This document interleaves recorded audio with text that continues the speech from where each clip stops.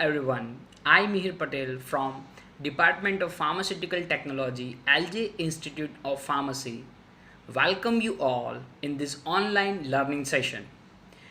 Pharma Ignite is the YouTube channel of LJ Institute of Pharmacy. It is an initiative of our college to give more and more pharmaceutical knowledge to our beloved students. So please follow and subscribe our channel. Let us start our today's session. So in today's session, we are going to continue with our topic, that is scale up considerations for tablets. Now if I say, as you can see onto the screen, till last session the discussion for the topic of blending, till that point the discussion was over. For today's session we are going to discuss on main 3 points, which is visible with the green shade. You can see those 3 points. First one, that is about the specialized granulation procedure. Second one, that is about compression. And third one, that is about tablet coating. So again, these 3 factors are also there, which plays a key role for the formulation of our final product. So let us start with the first one, that is about specialized granulation process. So I can say that when we have a thought of this specialization granulation process, we can divide into different parts.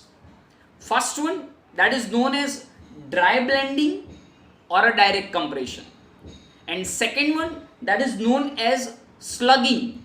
You all know that is the synonym of a dry granulation. So let us talk about the dry blending or a direct compression. So again, when you are going to make a simple tablet with the help of direct compression, I can say that it requires a different kind of mixing process with the proper particle sizing, and finally it is going to compress under the compression machine. So what kind of different factors we have to think for the scale up? So you can see onto the screen there are a lot of points. You can see the order of addition. If you are going to accommodate 4 different materials including API, what should be the order of addition of a material? Then blender load, the load of blender should be identified. Then after you have to move for the further process, mixing speed, mixing time. Again, it is a part of optimization for the master formula. So obviously mixing action, what should be the speed of a mixing action? I can say in that point you have to think about different kind of operative sense, which will leads to the final quality of the product. Now in the next case, about the slugging.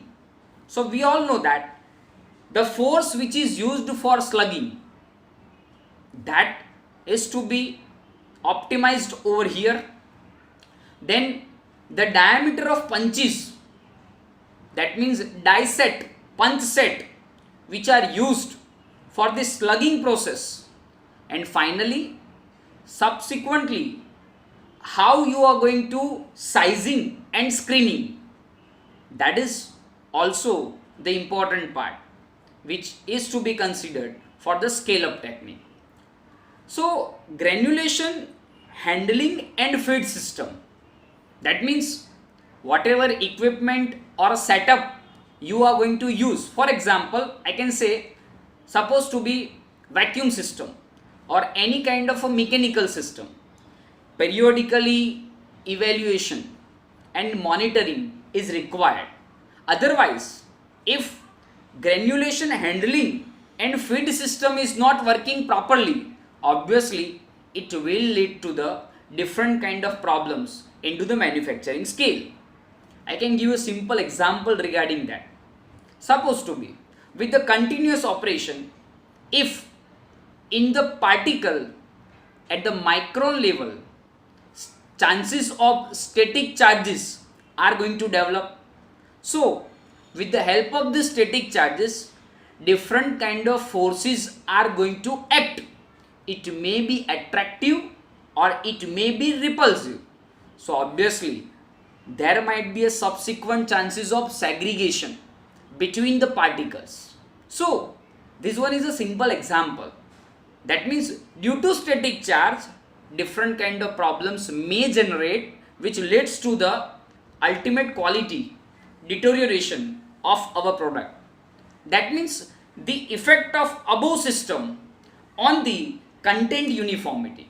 I can say that these all factors leads to the problem in content uniformity of the drug and its particle size.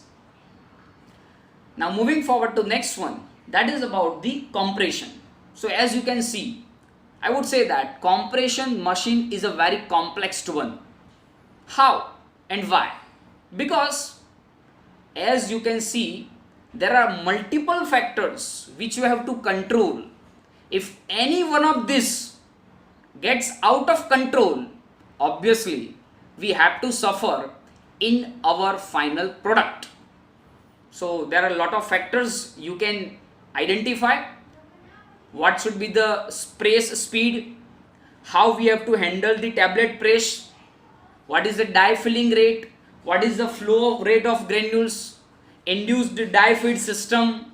That means what should be the clearance between the scraper blade and dye table. That means designing of the equipment and its controlling operation. So finally I can say that this all factors should be controlled during the compression technique. So again, please keep in mind, whenever you go for the compression characteristics optimization, you must have a clear idea about different tablet tooling which will lead to the different kind of problems, and that we are going to solve for our quality product. Then next and the last one, that is about the concept of tablet coating. I can say that 2 points over here. One that is about pan coating and second one that is fluidized bed coating. So if we have a thought about this pan or a fluidized coating, I can say that number of factors we need to think. At what optimum tablet load you are going to operate this particular machine, at simple tablet bed temperature. That means you need to think about the thermal stability of your API which is used in the formulation, because ultimately if you do not think about the temperature relation, obviously your product is going to deteriorate. Your coating is going to be done, but obviously the active components which is there in your product is not going to work. So the product is going to have its useless characteristics, so it should not be there. That's why this becomes the important point over here. What should be the solution application rate onto the tablet which gives a surface uniformity onto the coating? So you can see the size, shape of the nozzle, the distance of the nozzle from the particular tablet. These all are the specific points we have to think for the quality of the product. Now for your reference, you can also see I have added one table in which you will have a direct look. That means what are the fixed operating parameters which you have to control during the coating process, what are the variable operating parameters which we have to control, and certain other parameters. So for a reference you can note down these all points. Now at the last if I talk about the specific techniques of fluidized bed coating, we need to think about the bed size. Means the size of beds as well as the capacity of your coating equipment. The chemistry of the both should be there for ultimate accuracy into the manufacturing process. Then next one, about the drying and fluidizing air volumes. We need to go for volume optimization, which is used over here. Then spray nozzle dynamics, how it is going to deal with the particular solution. That means the solution which you have prepared, is it going to clog into the spray or what? So again, it's a point of identification. In this, spray evaporation rate also be controlled for the accurate level of processing condition. So you can see this was all about the basic consideration. So as a part of summary for this session, I can say I have discussed mainly 3 points. First one, specialized granulation process. Second one, that is about the compression characteristics.